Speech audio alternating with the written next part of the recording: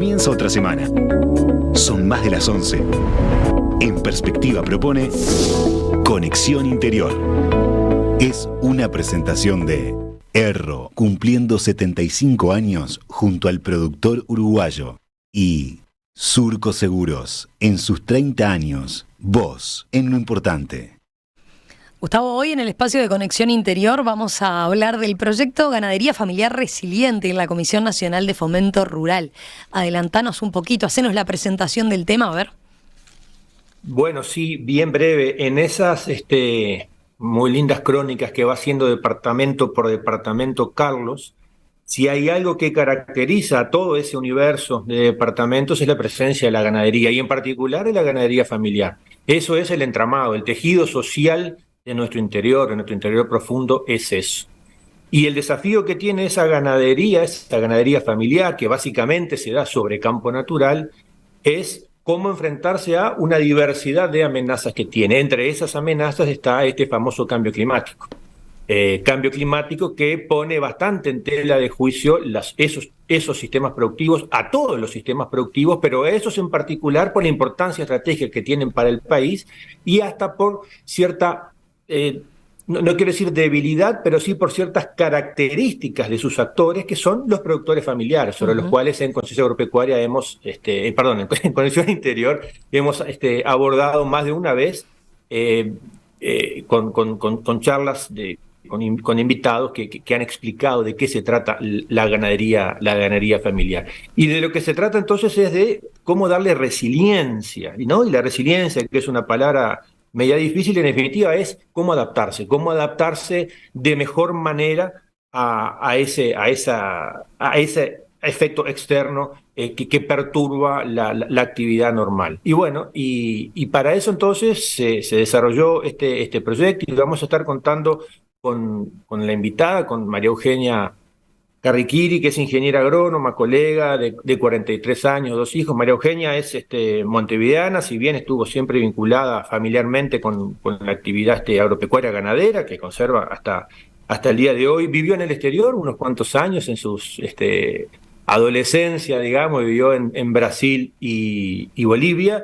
Retorna al Uruguay para hacer la carrera de agronomía, se recibe y a partir de ahí empieza un derrotero de trabajo siempre vinculado con la ganadería y en particular con la ganadería familiar, primero con una pasantía en el Instituto Nacional de Colonización, luego también en la unidad cooperaria Cololó, que en algún momento sería bueno también que desde Conexión Interior charláramos sobre lo que es esa unidad cooperaria Cololó, y luego comienza a trabajar con alguna de las sedes locales que tiene la Comisión Nacional de Fomento Rural y finalmente a lo que nos involucra en el día de hoy este proyecto de ganadería familiar resiliente en el que está embarcada desde hace un tiempo trabajando en todo el país, pero básicamente en 2 zonas, que algo de eso quizás ella cuente, de la mano de la Comisión Nacional de Fomento Rural. María Eugenia, bienvenida, ¿cómo estás? Un gusto saludarte. Buenos días, Romina y Gustavo, muchas gracias. Bueno, primero, si te parece, capaz que vale la pena explicar lo que recién señalaba Gustavo, ¿no? Que es la Comisión Nacional de Fomento Rural, que es en el marco de donde se hace este proyecto, ¿verdad? Sí, dale, gracias. La Comisión Nacional de Fomento Rural es lo que se llama una organización de segundo grado. Es la que nuclea a todas las sociedades de fomento rural que están dispersas por todo el territorio nacional. Una organización de primer grado, la sociedad de fomento es una organización de primer grado, nuclea personas, y la Comisión Nacional es una organización de segundo grado, nuclea a las sociedades de fomento rural. La Comisión Nacional, su visión es ser la organización que lidera en los temas de agricultura y producción familiar, justamente, y nuclea en este momento alrededor de unas 17.000 personas, según un censo de economía solidaria que hizo la Universidad de la República hace unos años. Bien, perfecto. Contanos ahora sí específicamente de este proyecto, ¿no? ¿Qué objetivos tiene este proyecto de ganadería familiar resiliente? ¿Qué aporta? Bien. El proyecto Ganadería Familiar Resiliente involucra a 6 sociedades de fomento rural, como comentaba Gustavo. 3 de ellas están ubicadas en la zona del Basalto, Artigas, Salto y Tacuarembó, que son los fomentos de Colonia Artigas, Vera y Cañas y Pueblo La Valleja, y 3 están ubicadas en las zonas de Sierras del Este, que son las fomentos Ortiz, Ruta 109 y Pan de Azúcar. Esta ubicación de estas sociedades de fomento no fue caprichosa, son 2 unidades de paisaje que tienen una gran concentración de producción ganadera familiar sobre campo natural y son 2 zonas que además tienen una gran vulnerabilidad a lo que es el cambio climático y a la variabilidad climática, por su base forrajera de campo natural y por los suelos que tienen. ¿Ah? El objetivo del proyecto es aportar a que los sistemas ganaderos familiares sobre campo natural mejoren su resiliencia a la variabilidad climática y el cambio climático. Esto que estamos viviendo ahora, esta sequía, está totalmente fuera de todos los parámetros, pero también a variabilidad no tan fuerte, digamos, que los sistemas ganaderos familiares fortalezcan su capacidad de adaptación frente a un contexto climático que yo no puedo controlar y que por momentos se sale de lo que yo conozco, mejoro mi capacidad de adaptarme, de tomar decisiones a tiempo, de saber lo que le está pasando a mi sistema de producción, de preservarlo y de reducir en la medida de lo posible los impactos del clima. Todo eso se trata de hacer a través de un enfoque de coinnovación, de un trabajo en asistencia técnica predial con enfoque de coinnovación, que lo que busca es promover el uso de lo que le llamamos buenas prácticas ganaderas, que es una serie de medidas tecnológicas de proceso generadas y validadas en Uruguay hace ya muchos años, pero que por distintos factores, algunos los citaba Gustavo en la introducción, no están ampliamente difundidas en el sistema de producción familiar. Y mientras hacemos todo eso, generamos lecciones aprendidas sobre cómo son los procesos de extensión, que son de utilidad para todos los actores involucrados. La Comisión Nacional está ejecutando este proyecto en convenio con el INIA, con el apoyo de INIA, con financiamiento de un programa Euroclima Plus de la Unión Europea y desde este año también con financiamiento del Instituto Nacional de Carne. Y tiene el aval del Ministerio de Ganadería y del Ministerio de Ambiente. Tiene toda una trama de articulación institucional que también genera una serie de aprendizajes a la hora de implementar este tipo de proyectos en el territorio. ¿Y qué aporta? Bueno, aporta una experiencia concreta de extensión en el territorio que llevada adelante por toda esta trama de actores, pero liderada por una organización de la sociedad civil, una organización de productores, y genera impactos concretos en las familias, en las organizaciones, en los cuadros técnicos involucrados y en las instituciones que estamos trabajando. A ver, le pregunto a los dos, porque Gustavo también capaz que puede ayudarnos en este punto, para que el oyente entienda de qué cambios concretos estamos hablando respecto a lo que sería cualquier otro proyecto de ganadería familiar, la adopción de involucrarse en este proyecto, ¿no? En el proyecto de ganadería familiar resiliente. ¿Qué cambio específico se nota en el tipo de trabajo que tiene que llevar a cabo ese predio familiar? Excelente pregunta. Bueno. Dale, María Eugenia, cualquier cosa comento brevemente luego. Bien. Nosotros siempre decimos que si el proceso de coinnovación es real, cambiamos todos en el proceso. Las familias productoras mejoran sus capacidades de gestión y producción y los técnicos que nos involucramos mejoramos nuestras capacidades de funcionamiento. Ahora después cuando detallemos un poco más el enfoque en sí, profundizamos en esto. Pero yendo a lo concreto, el trabajo a nivel de todo el sistema de producción que plantea el enfoque de coinnovación, lo que genera es que las familias y el técnico logran tener una perspectiva de todo el sistema, cómo funciona, y no perspectivas parciales, que son las que muchas veces nos pasan en el trabajo más cotidiano o capaz que más estándar de asistencia técnica de extensión. Un ejemplo concreto, yo llego a un predio y el productor me pregunta, ¿qué hago ahora? ¿Desteto los terneros o no los desteto? ¿Qué hago? ¿Vendo los corderos o no los vendo? Y no es solamente mirar el ternero o el cordero y decirle sí o no, sino decirle, ¿están o no están preñadas las vacas? ¿Cómo están las ovejas de condición corporal? ¿Tenés pasto como para tenerlos un tiempo más o no tenés pasto? ¿Cómo estás de caja? ¿Necesitas hacer la venta ahora? ¿Hay otro tipo de necesidad?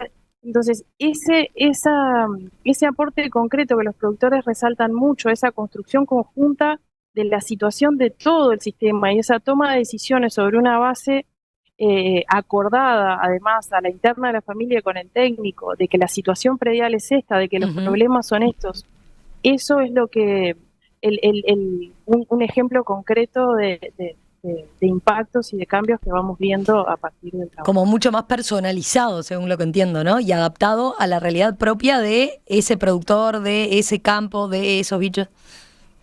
Exacto, las buenas prácticas ganaderas no son una receta, son una caja de herramientas. Y entonces las familias y los técnicos van a la caja de herramientas a partir de que hicieron un proceso de diagnóstico, de identificación de problemas y acuerdan cuáles usar. Pero no hay una forma única de llevar adelante un sistema ganadero, criador, familiar sobre campo natural. El campo natural puede llegar a tener hasta 400 especies de plantas distintas. Lo vemos así todo verde, que parece que fuera una cosa, y tiene un dinamismo y un grado de heterogeneidad maravilloso. Es una gran riqueza que tenemos en el campo natural de Uruguay, y no hay recetas para él. Tenemos que generar propuestas concretas para cada.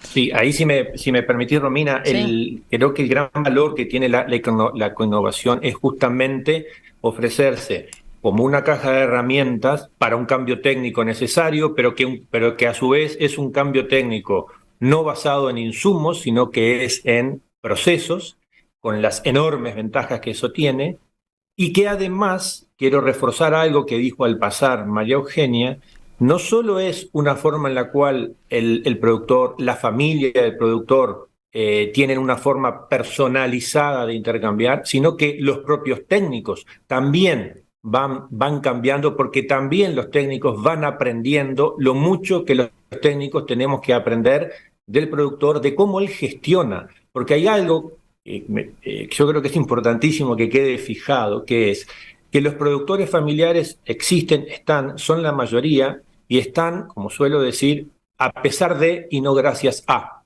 Y por lo tanto, si están, es porque ellos han sabido de manera intuitiva gestionar esos recursos y esa multidimensionalidad de aspectos que tienen que poder gestionar, lo han hecho de manera intuitiva, por tradición, por cultura, por aprendizaje, por ensayo y error, y muchas veces con más error que aciertos, pero todo eso es un cúmulo de conocimientos que también retroalimenta lo que como técnicos extensionistas, en el caso de los extensionistas, pero también luego a quienes investigan, les abre la cabeza y entiendan que las recetitas que sacamos de una estación experimental tienen que pasar por muchos otros filtros antes de poder llegar y aplicarse, y que además no hay ninguna cosa que pueda funcionar como receta, porque la especificidad de cada sistema de producción que involucra a la familia con sus particularidades, con sus necesidades, hace que esas cosas necesiten ser manejadas de otra forma, y por lo tanto de esa caja de herramientas saber elegir cuál, en qué momento y en qué cantidad.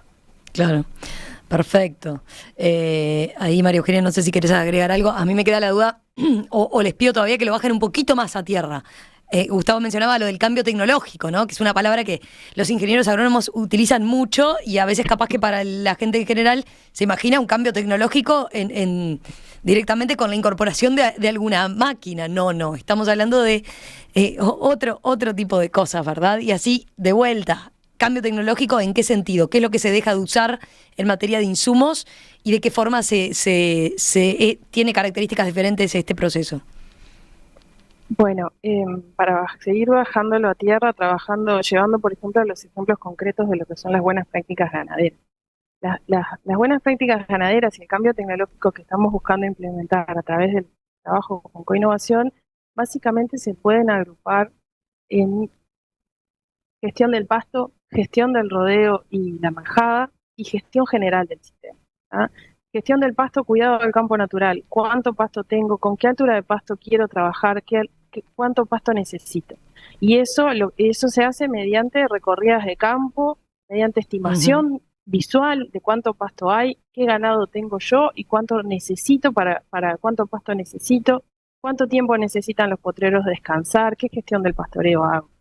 Ese es un cambio tecnológico que uno lo dice en 30 segundos y es enorme el trabajo que lleva de observación, monitoreo, registro, evaluación permanente, cotidiana y absolutamente empírica para cada familia, porque no hay dos campos naturales iguales. Después tenés todo lo que tiene que ver con la gestión del rodeo. ¿En qué momento se hace el entore y por lo tanto cuándo van a nacer los terneros? ¿En qué época? ¿Qué les voy a dar de comer? ¿Cómo voy a cuidar a esas madres? ¿En qué momento va a ser la encarnerada? ¿Cuándo van a nacer los corderos? ¿Cuándo vamos a hacer la esquila? El ajuste de esas medidas de manejo al calendario de producción del campo natural. Nosotros cuando empezamos el proyecto, por darte un ejemplo de una medida de manejo concreta, teníamos más de la mitad de los productores con entore continuo y encarnerada continua.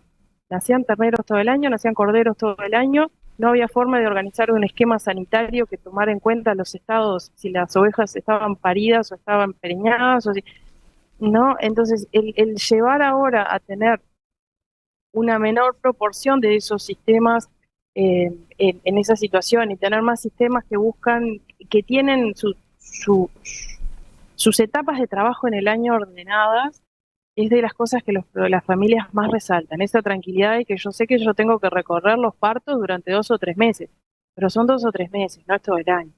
Y que yo sé que en tal momento voy a tener por lo menos una buena punta de terneros para vender y ahí voy a organizar mis finanzas de tal manera. Esos son cambios concretos, pero que no se dan si no logramos visualizar todo el sistema y cómo los distintos aspectos del manejo impactan en el todo de esto. Claro. Perfecto. María Eugenia, ahí dabas un buen ejemplo de un resultado concreto del proyecto, que es, por ejemplo, el cambio de ese entore continuo o esa encarnerada continua a hacerlo en determinada estación del año por la serie de ventajas que eso tiene y que también en algún momento hemos comentado en Conexión Interior.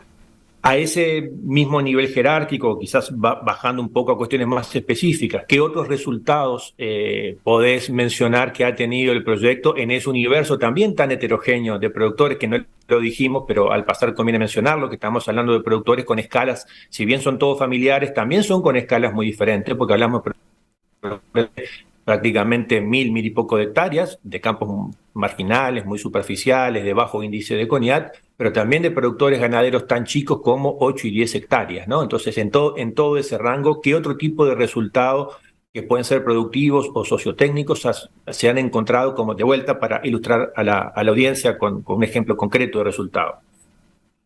Bueno, esto que citabas tú, nosotros tratamos de repasar como un mantra en el proyecto que la heterogeneidad es una fortaleza. Nos complica, pero es una fortaleza. Mejora la capacidad de resiliencia. Esa capacidad de resiliencia, cuando trabajamos con heterogeneidad, nos da margen de decisión. Y efectivamente tenemos sistemas muy, muy diversos, pero todos criadores con una importancia fundamental del campo natural. Nosotros nos habíamos planteado en una primera instancia mejorar 2 indicadores físicos muy concretos que son la producción de carne de los sistemas, de carne equivalente, carne más lana, y la altura de pasto de los sistemas, y en ese sentido hemos logrado, a pesar de que empezamos en el 2020, ya en el 2022 se notaban mejoras en la producción de carne y en la altura de pasto. Estamos esperando cerrar el ejercicio 22-23 a ver qué tanto la sequía esta nos impactó, que esperamos impactos fuertes. Pero bueno, nosotros empezamos con un grado de uso del paquete de buenas prácticas ganaderas que rondaba el 35%, o sea, de toda la propuesta tecnológica de procesos que teníamos para la ganadería, se estaba usando menos del 30%. Y al cerrar el proyecto, al cerrar la primera etapa en el 21-22, vimos que ya estábamos en cerca de un 65%, o sea que de todo el abanico de herramientas que tienen los productores ya estaban usando 2/3. Y eso se estaba traduciendo en mejoras de entre 10 y 15 kilos de producción de carne por hectárea, ¿tá? Y de entre 2, 3 y 4 centímetros de pasto, que ahí en el tema del pasto tenemos arduas discusiones porque no es lo mismo los sistemas vacunos que los sistemas que tienen gran peso del lanar. Muchas veces sistemas que tienen pesos de la lana mayores tienen, en especial cuando vamos a sistemas de producción de lana fina, tienen alturas de pasto que uno en términos del campo natural diría no es suficiente, pero cuando uno pasa raya con la producción de lana, el consumo de la oveja evidentemente es distinta y ahí tenemos que seguir avanzando con la investigación. Pero bueno, por dar ejemplos de algunos, y si Ahora estamos cerrando en otoño un relevamiento que hicimos del uso del destete definitivo de los terneros en otoño y del diagnóstico de gestación en los vacunos, que son dos herramientas decisivas para entrar al invierno lo mejor parados posible. Y puedo comentarles, por ejemplo, que cuando empezamos el proyecto, la mitad de los productores no destetaban los terneros en otoño y que hoy estamos en un 85% de los sistemas que destetan sus terneros entre marzo y abril y alivian a las vacas para entrar al invierno sin el ternero al pie, recuperando condición corporal para parir en mejores condiciones.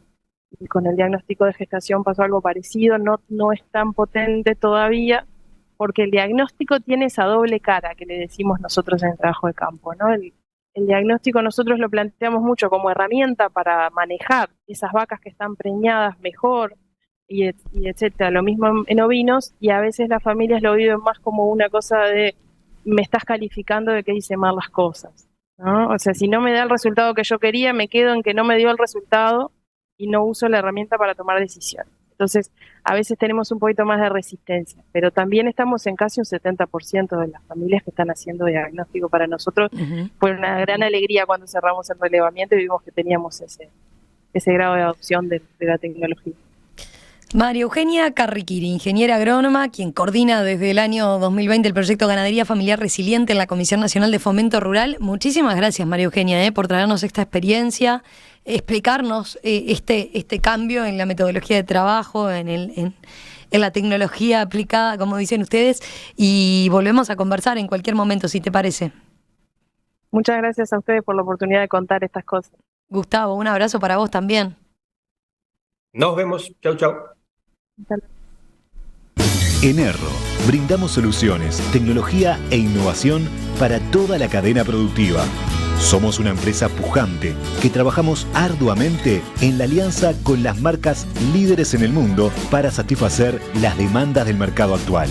Erro, una empresa 100% familiar cumpliendo 75 años junto al productor uruguayo. ¿Qué es un seguro? Es para tus cosas. Si les pasa algo, te pagan. ¿Quién te paga? Surco Seguros. ¿Y qué cosas? La casa, el auto. ¿Quién más asegura en Surco? Los vecinos, sus cultivos del campo. ¿Y vos, Agüe? Seguro de vida desde mucho antes que vos nacieras. Se siguen sumando generaciones que confían. Cumplimos 30 años cumpliendo. Surco Seguros. Vos en lo importante.